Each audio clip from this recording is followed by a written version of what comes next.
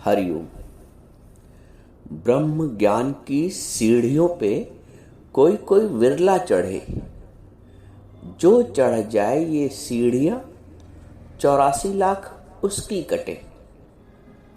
जो ब्रह्म ज्ञान की सीढ़ी है ना, इस पे कोई विरला चढ़ पाता है, और जो चढ़ जाता है उसकी 84 लाख के जो बंधन है वो कट जाते हैं। अब कौन वो भाग्यशाली नर है, मनुष्य है, वो कौन सी योग्यता है जो हमें इन सीढ़ियों पे, ब्रह्म ज्ञान की सीढ़ियों पे चलाने में, चढ़ाने में मदद करती है। कुछ लोग समझते हैं कि जो लोग बहुत चालाक, होशियार, तेज दिमाग के होते हैं, विद्वान होते हैं, वो उनको अधिक सफलता मिलती है, वो ज़्यादा सक्षम होते हैं आगे बढ़ने में, इस मार्ग में उनके पास ज़्यादा योग्यता होती है, क्योंकि उनका मस्तिष्क तेज है, चालाक है, होशियार है, उनको आसानी से ज्ञान लग जाता है। और देखने में भी यही आता है, समझने भी, साधारणतः समझने में भी यही आता है कि जो लोग मन मस्तिष्क से बिल्कुल खुले हुए हैं, बहुत पढ़े लिखे हुए हैं, विद्वान हैं, इंटेलेक्चुअल हैं, बुद्धिजीवी हैं, उनके लिए ज्ञान का मार्ग आसान हो जाता है।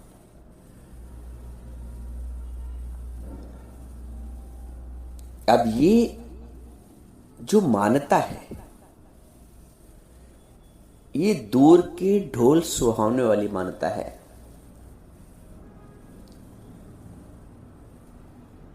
इस मार्ग में वो ही लोग अधिक असफल होते हैं जो अपने आप को चालाक, होशियार, सयाना, बुद्धिजीवी, इंटेलेक्चुअल, पढ़ा लिखा मानते हैं, क्योंकि उनके आगे एक दीवार हमेशा खड़ी रहती है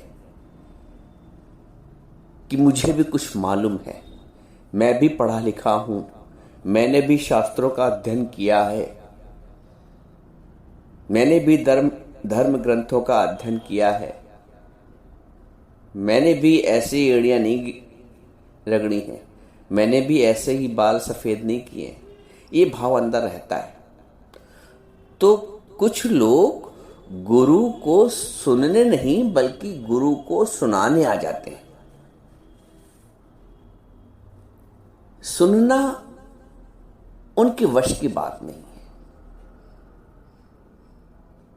सुनने के लिए धीरज चाहिए, समर्पण चाहिए। तो सुनने की अपेक्षा वो सुनाना अधिक पसंद करते हैं। सुनने की उनकी जो खिड़की है वो बंद रहती है, श्रवण। तो जब श्रवण ही नहीं होगा तो दूसरी जो स्टेप है, दूसरी सीढ़ी है, दूसरा जो कदम है इस मार्ग पे, मनन हो ही नहीं पाता है। जब श्रवण ही प्रॉपर नहीं हुआ तो मनन भी नहीं हो पाता है, और जब मनन नहीं हो पाता है तो फिर निध्यासन भी नहीं हो पाता, यानी वो ज्ञान जीवन में व्यवहारिक रूप से लग नहीं पाता है। तो ये बात समझना कि जो होशियार है, चालाक है, सियाना है, पढ़ा लिखा है, बुद्धिजीवी है, उसके लिए इस मार्ग में आसानी होती है, ऐसा नहीं। नानक बोलते हैं, सहस सियाणप लखोई त एक न चले नाल। आपकी जो सियाणापन है, 1000 गुने वाला अगर 1,00,000 गुना भी हो जाता है सियाणापन, त एक न चले नाल, आपके साथ नहीं जाएगा, इस मार्ग पे आपका साथ नहीं देगा। यहां तो बिल्कुल भोलापन चाहिए, बिल्कुल सीधा सादा भाव चाहिए। भोले भाव मिले रघुराई। रघुराई को प्राप्त करना है, भोला बनना पड़ेगा। सियाणा बन के आप रघुराई को नहीं प्राप्त कर सकते। चतुराई से चतुर्भुज नहीं प्राप्त होता है। और जो विद्वान लोग हैं पहले से ही, जो बुद्धिजीवी वर्ग है, जो इंटेलेक्चुअल है, जो सुनाने आते हैं गुरु को चार बात, उनके लिए इस मार्ग में बढ़ना बहुत कठिन हो जाता है। एक बार एक उस्ताद के घर के बाहर एक बोर्ड लगा हुआ था, वहां हारमोनियम सिखाई जाती थी। तो बोर्ड लिखा था उसमें कि जिसको कुछ भी नहीं आता है हारमोनियम का, उसकी फीस 50 रुपए। जिसको सरगम मरगम थोड़ी बहुत निकालनी आती है उसकी फीस 100 रुपए। और जिसको अगर एक दो गाने भी निकालने आते हैं तो उसकी फीस 200 रुपए। अब लोग पढ़ते और पढ़ के चले आते हैं। एक बार एक व्यक्ति से रहस नहीं हुई, वो अंदर घुस गया उस्ताद जी के ज्ञान घर में। उस्ताद जी, ये आपने कैसा उल्टा सीधा बोर्ड लगा रखा है कि जिसको कुछ नहीं आता उससे आप खाली 50 रुपए ले रहे हैं, जिसको थोड़ा सा और सरगम निकालना आता है उससे आप 100 रुपए ले रहे हैं, और जिसको एक दो गाने भी निकालने आते हैं उससे आप 200 रुपए चार्ज ले रहे हैं। ये कैसा उल्टा बोर्ड लगा रखा है। उस्ताद जी ने कहा कि बेटा, जिसको कुछ नहीं आता है उसको मैं जो जो जैसे जैसे बताऊंगा वो वैसे वैसे उसको अडॉप्ट कर लेगा, सीखता जाएगा, बहुत आसानी से चीजों को समझ लेगा, सरगम को समझ लेगा, साधना को समझ लेगा। उस पे हमें इतनी मेहनत नहीं करनी पड़ेगी, क्योंकि उसका बिल्कुल कोरिलेट है। वो जिसको जरा सा भी सरगम निकालना आता है, मैं बताऊंगा सा तो वो करेगा रे बोलेगा, मैं कहूंगा गा तो वो निकालेगा मां। उसमें थोड़ा सा हमें लगेगा। और यदि जिसको एक दो गाने दो चार निकालने आते होंगे, उसको सिखाना तो बहुत मुश्किल हो जाएगा। वो मेरी चलने ही नहीं देगा, वो मेरी सुनेगा नहीं, अपनी सुनाएगा। यही जीवन की वास्तविकता है। इसलिए जो भोलापन है वो पहली रिक्वायरमेंट है, पहली एलिजिबिलिटी है, पहली पात्रता है। बन जाओ भोले। जितनी भी चतुराई है संसार की, सब को लात मारो और ईश्वर के मार्ग पे, भक्ति के मार्ग पे, गुरु के सन्मुख भोले भाव बन जाओ। भोले भाव मिले रघुराई। अर्जुन इतने विद्वान थे, इतने पारंगत थे हर कला में, इतने निपुण थे, लेकिन जब कृष्ण का ज्ञान स्वरूप भाव देखा, गुरु स्वरूप भाव जब उनमें रखा, तो पूर्णता समर्पण हो गए। बोलते हैं शिष्यस्ते अहम शादिमाम त्वाम प्रपन्नम, मैं आपका शिष्य हूं, आपके शरण हूं। तो ये जो ज्ञान है, बिना शरण वाले को, जिसने शरण नहीं ली उसकी गति नहीं बनती। बोलते नहीं शरणागति। तो जिसने जिसने शरण ली है शुद्धता से, सरलता से, उसको ही आपकी गति प्राप्त होती है। जो चालाक है, होशियार है, सयाना है, वो अपनी बुद्धि का प्रयोग करता है, और इस ज्ञान के मार्ग पे बुद्धि का प्रयोग ही नहीं है। तभी भगवान ने अर्जुन से बोला, मय्य मन आधस्व मई बुद्धिम निवेशया, मुझको मन आधा समर्पित कर दो, बुद्धि भी मेरे में ही निवेश कर दो। क्योंकि मन और बुद्धि का ये ज्ञान नहीं है। इस ज्ञान को आप मन और बुद्धि से प्राप्त नहीं कर सकते हैं। आगे भगवान ये भी बोलते हैं, मई अर्पित मन और बुद्धि यो मद भक्ता सा में प्रिया। मई अर्प, जिसने मन और बुद्धि को मुझ में अर्पित कर दिया है वो मेरा भक्त है और वही मुझे प्रिय है।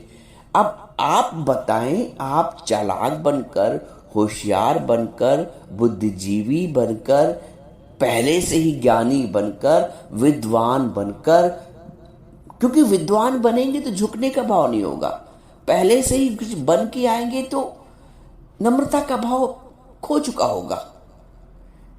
सर धर तली गली मोरियाना, गुरु कहता है इस गली मेरी गली में आना है तो सर को हथेली पर रख, सर धर तली, अहंकार का जो सर है, सर धर तली गली मोरियाना। शीश उतारे भूधरे, तापे रखे पांव। जो अहंकार का शीश है इसको उतार के भू पे रखो, जमीन पे रखो और उस पर भी अपना पैर रख दो। इतना विलीन कर दो अहंकार को, इतना विलीन कर दो मैं भाव को। आप जानते हैं ज्ञान इसलिए लोगों को नहीं लगता है क्योंकि वो कुछ बने रहते हैं, वो मन का प्रयोग करते हैं, वो बुद्धि का प्रयोग करते हैं और मन और बुद्धि से इस ज्ञान को नहीं पकड़ सकते हैं। जैसे एक छोटी सी फांस है, उसको आप बड़े से चिमटे से नहीं पकड़ सकते। तो ये जो ज्ञान है सूक्ष्म से सूक्ष्म है, इसको बड़ी से मन और बुद्धि से आप प्राप्त नहीं कर सकते हैं। मन और बुद्धि अलग रखना पड़ेगा। तर्क से, वितर्क से हम सांसारिक विद्या तो प्राप्त कर सकते हैं, लौकिक विद्या तो प्राप्त कर सकते हैं, लेकिन अलौकिक परमार्थिक ज्ञान हम तर्क और वितर्क और बुद्धि के माध्यम से नहीं प्राप्त कर सकते हैं। इसलिए बोलते हैं भोले भाव मिले रघुराई, चतुराई से चतुर्भुज नहीं मिलता है। अक्सर लोग ये भी बोलते हैं कि सीधे को ही दुनिया दबाती है, सिधाई को लोग नाजायज फायदा उठाते हैं। तो सिधाई का नाजायज फायदा संसार वाले उठाते हैं ना, लेकिन तुम्हारी सिधाई तुम्हारी पारमार्थिक अर्जन करेगी। तुम्हारी सिधाई तुम्हारे परमात्मा को प्रिय है, संसार को भले ही ना प्रिय हो। संसार के लिए तुम बौड़ा हो, पागल हो, बुद्धू हो, लेकिन परमात्मा के लिए तुम ही बोध प्राप्त के अधिकारी हो। संसार के लिए बुद्धू भले ही हो सकते हो, लेकिन परमात्मा के लिए तुम ही बोध प्राप्त के अधिकारी हो। तो असली अधिकारी बन जाओ। संसार के अधिकारों के अधिकारी बहुत बने साहब, बहुत बने बाबू, बहुत बने बॉस, बहुत बने माता पिता, बहुत बने सास, सारे अधिकार रख लिए और उन अधिकारों से धिक्कार ही मिला। तो असली अधिकारी बन जाओ। तुमने देह भाव के अधिकारों को प्राप्त करने में सारा जीवन व्यतीत कर दिया, अब आत्मभाव के अधिकारी बनो। राजा जनक से भगवान अष्टावक्र जी कहते हैं अधिकारी बनो, उत्तम अधिकारी, और विषयों को विष के समान त्यागो। ये काम, क्रोध, लोभ, मोह, अहंकार, ये सब तुम्हें तुम्हारे आत्मपद से गिरा रहे हैं। आत्मपद धारण करो, बन जाओ भोले, बन जाओ सच्चे, बन जाओ प्यारे परमात्मा के, बन जाओ पागल, बन जाओ बुद्धू। अगर बुद्धू बनने से हमें बोध प्राप्त होता है तो हम बुद्धू बनने को तैयार हैं। दुनिया जो चाहे कह ले, कोई दीवाना कहता है, कोई कहता है पागल, कहने दो, कहने दो। तुम अपनी लक्ष्य देखो, अपना आत्मभाव देखो।